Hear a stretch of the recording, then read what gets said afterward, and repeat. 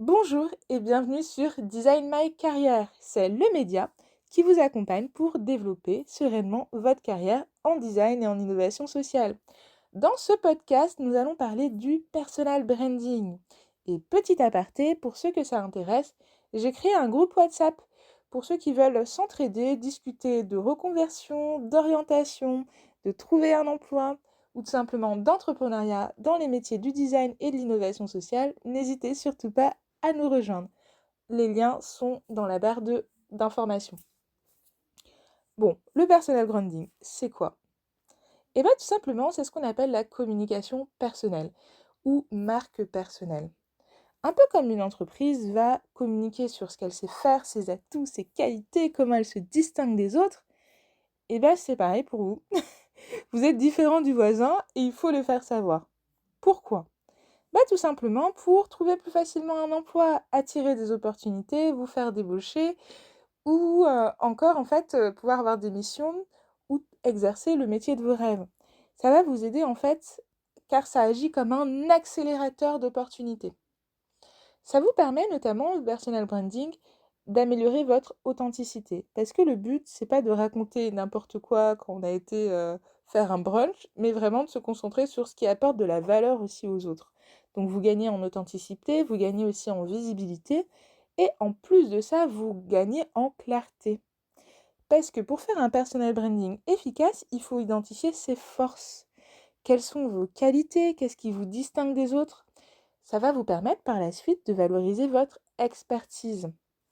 Je précise aussi quelque chose, qui est que le personal branding n'est pas réservé uniquement aux personnes qui ont une longue et belle carrière, entre guillemets. C'est vraiment pour tout le monde, justement. Que vous soyez en fait en train de débuter dans votre métier ou beaucoup plus avancé, en reconversion, entrepreneur ou tout simplement salarié, c'est pareil. Il faut en fait utiliser votre communication personnelle pour non seulement valoriser votre métier, valoriser votre savoir-faire et en fait derrière mieux interagir avec les personnes. Le personal branding, ça s'appuie sur du storytelling. Donc comment on va raconter les choses, les mettre en récit et voilà, comme une histoire personnelle mais avec votre propre vie. Je vais vous partager dans ce podcast 3 anecdotes qui sont issues de personal branding que j'ai vu pratiquer dans notre domaine.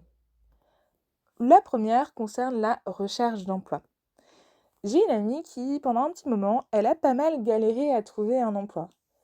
Et du jour au lendemain, comme elle communiquait pas mal sur les réseaux sociaux, notamment LinkedIn, eh ben, il y a quelqu'un qui est venu la démarcher. C'est-à-dire qu'il lui a dit: «Écoute, ton profil m'intéresse, on va ouvrir un poste.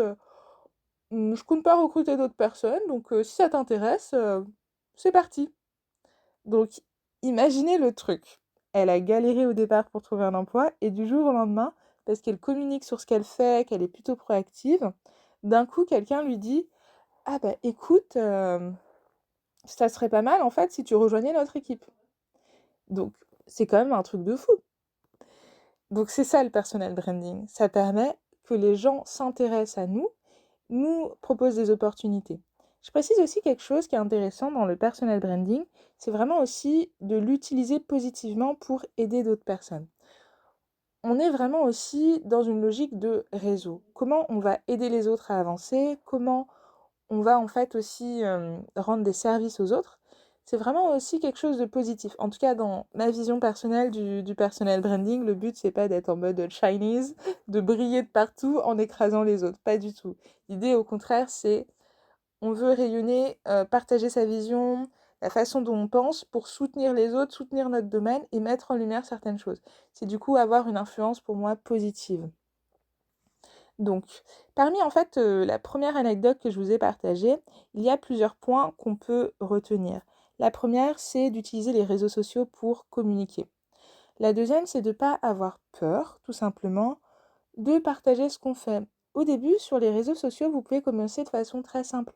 C'est-à-dire republier en fait une publication LinkedIn en la commentant. Ça peut être repartager des choses sur Instagram. Ça peut être commenter et soutenir les autres en fait dans ce qu'ils font, tout simplement. Ça n'a pas besoin d'être quelque chose de très complexe, du style publier votre première publication, commencer à structurer un calendrier éditorial. Faites les choses de façon très simple, à votre manière. Le personal branding s'adapte à votre personne. On parlait d'authenticité au départ. Le but, c'est pas d'être une autre personne. Le but, c'est vraiment de vous dire, ah bah moi, j'adore par exemple communiquer avec plusieurs personnes. Et bah, mon personal branding va s'appuyer majoritairement sur des rencontres en physique ou des événements, des after-work. Petit clin d'œil à ceux qui ont pu participer au dernier. Euh, c'est vraiment comme ça en fait qu'il faut le penser. Vous êtes une personne, vous avez des atouts, et ben on va maximiser ce que vous savez bien faire. On va pas partir sur trop vous challenger au départ. On s'appuie sur vos forces et après par la suite viendra le moment de se challenger.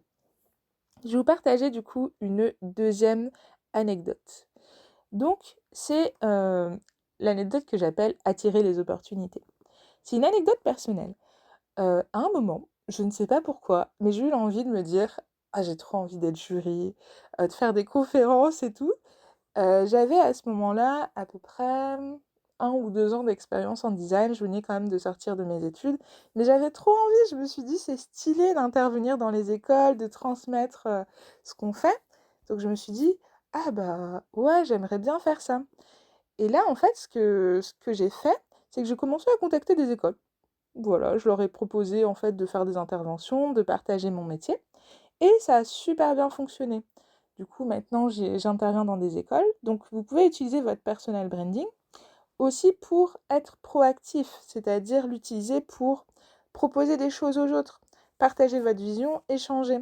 Dans mon cas, ça a aussi été facilité, je précise, parce que j'ai le blog Design et Collectivité depuis 2018. Donc, ça m'avait aussi donné de la visibilité. C'est ce que j'appelle en fait les supports qui parlent pour vous quand vous n'êtes pas là. Tout ce qui est blog, article, c'est pas mal parce que c'est un support qui est visible grâce à une recherche Google. Vous allez tomber dessus. Et du coup, en fait, les personnes vont pouvoir se dire: ah bah tiens, j'ai vu qu'il y avait tel article ou une personne qui parlait de tel sujet. Oh, ça serait super pour mes étudiants, j'aimerais bien la faire intervenir.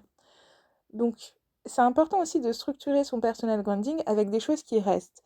On a vu l'exemple précédent de LinkedIn et du réseau social. L'inconvénient des réseaux sociaux, c'est que c'est du contenu qui est périssable. C'est-à-dire que peut-être qu'il a une journée, une semaine selon les réseaux sociaux, voire même une heure pour certains. Euh, et du coup, derrière, c'est périssable. Vous n'avez pas en fait capitalisé sur la matière que vous avez produite ou les informations que vous avez partagées. C'est pour ça que c'est intéressant d'avoir un blog ou un autre support qui vous permette de collecter cette matière et de la préserver.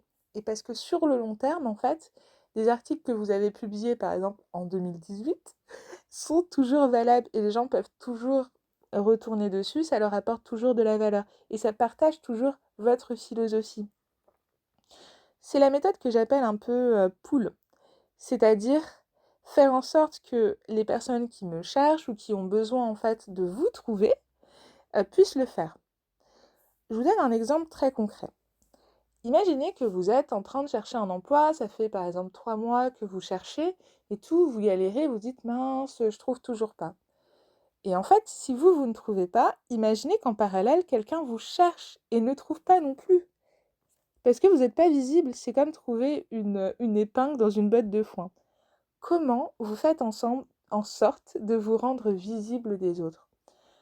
C'est là en fait le point qui est intéressant. C'est de vous dire que vous n'êtes pas la seule personne à chercher, que les choses vont dans les deux sens bien souvent.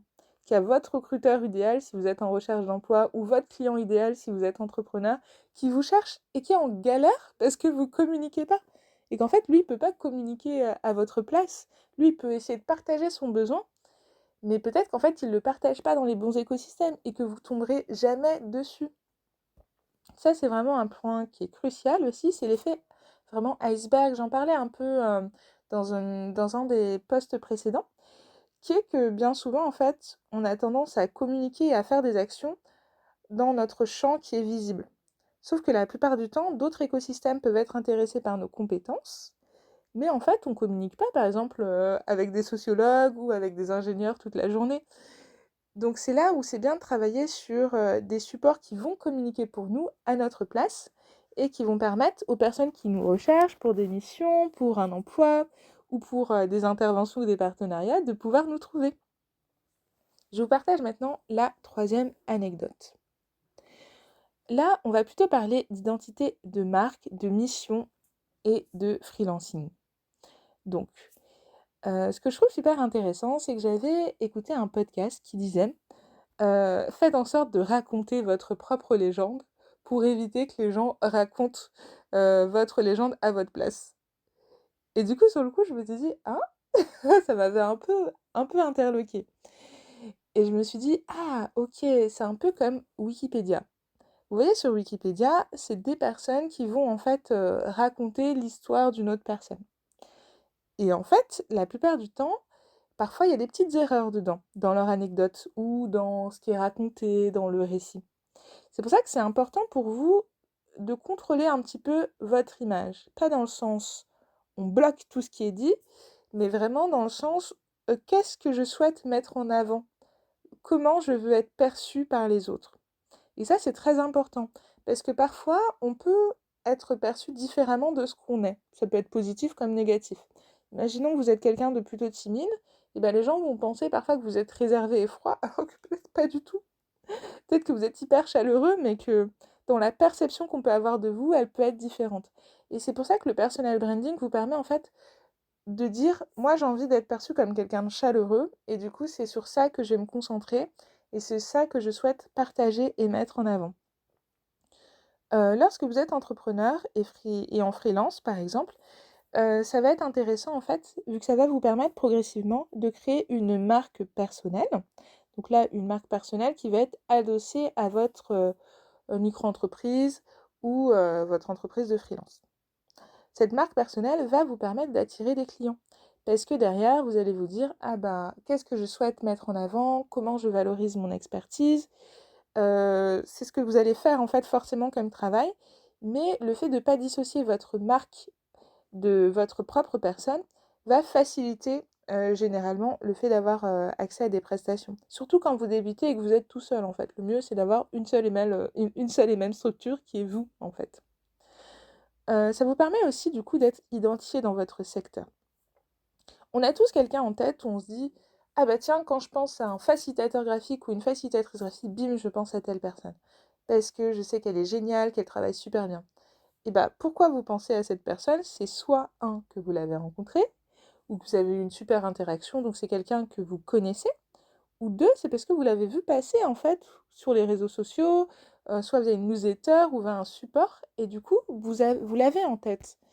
Et ça qui est intéressant, c'est que quand on veut construire une marque personnelle, ça va être important d'utiliser en fait des supports qui vont aussi communiquer et rester. Donc la newsletter en est un bon exemple. Et aussi de vous dire que ça passe également par des rencontres physiques. Là, on va pouvoir parler du coup, maintenant que je vous ai partagé un petit peu ces trois petites anecdotes, des différents types de supports qui peuvent être intéressants de développer en termes de personal branding. Ou en tout cas de faire déjà un premier diagnostic.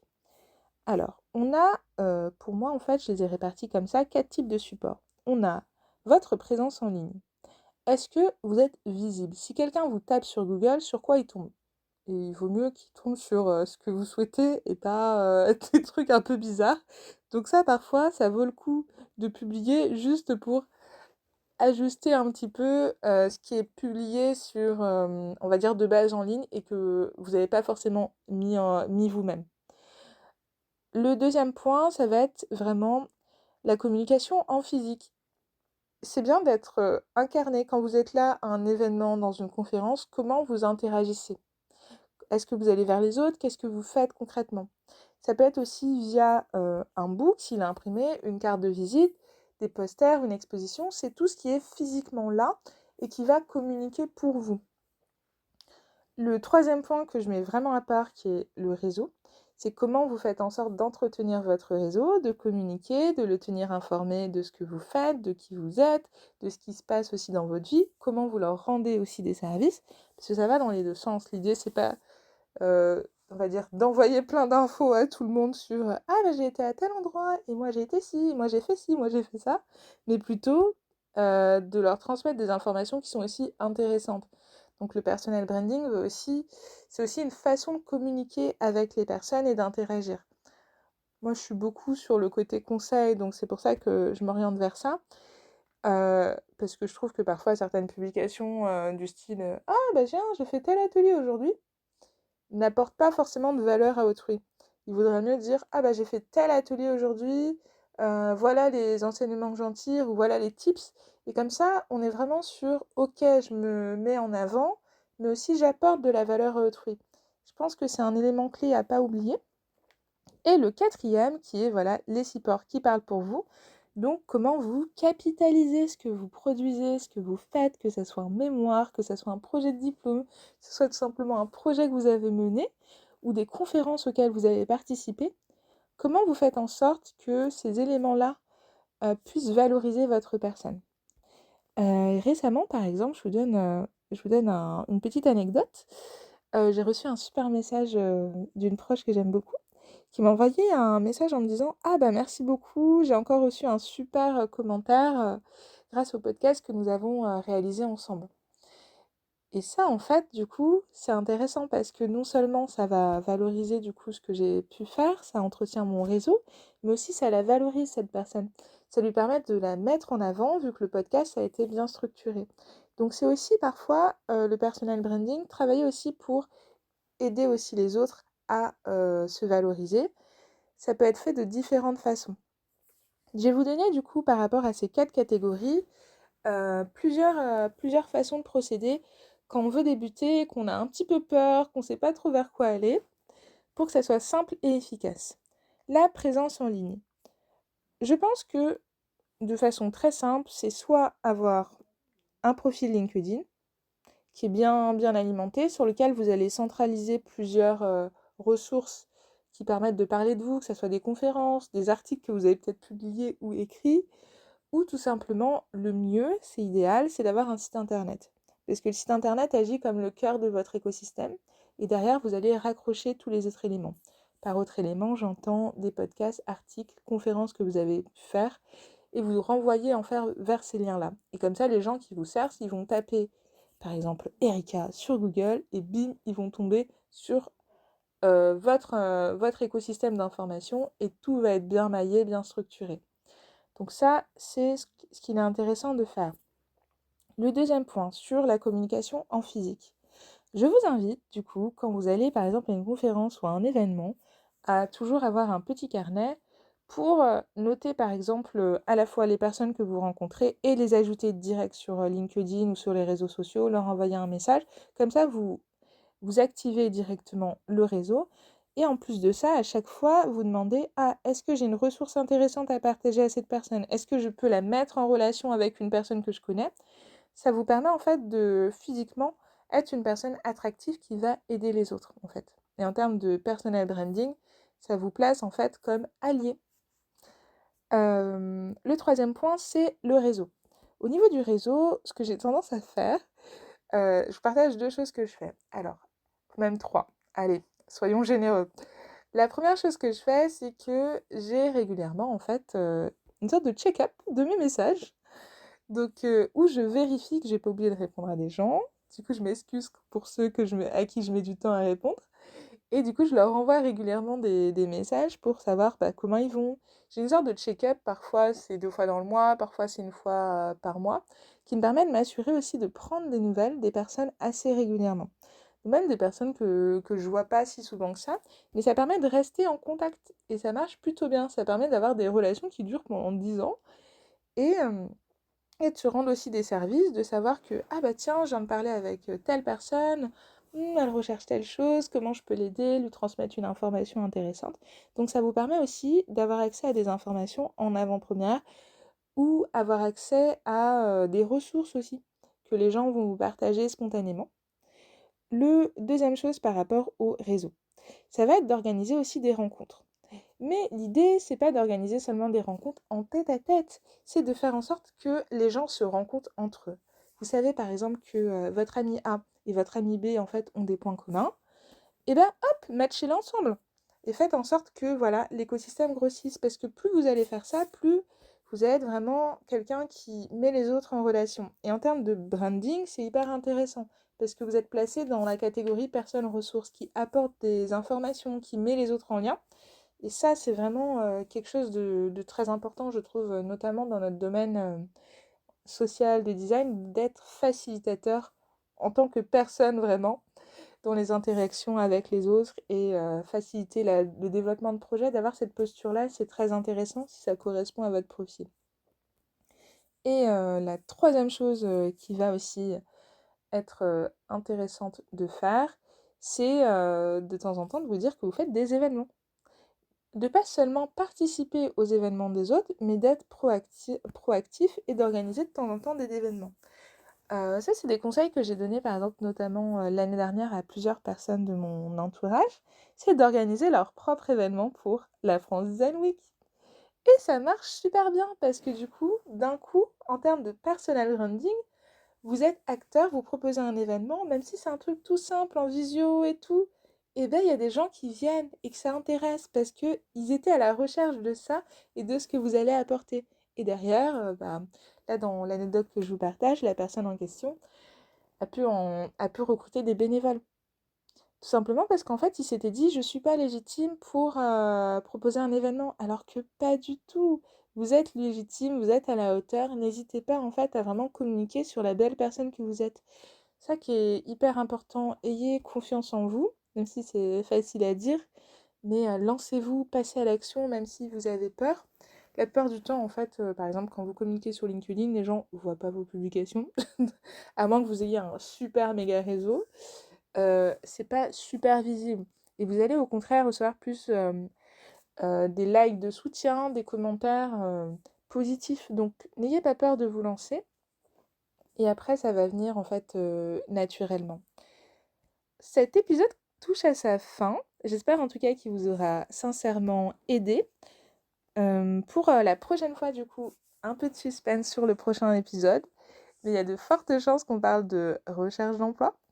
Donc, hâte de vous retrouver. N'hésitez pas si vous avez besoin d'un petit coup de pouce dans vos recherches, pour votre orientation ou tout simplement développer des projets qui font du sens. On en discute. Donc, à très vite. Salut!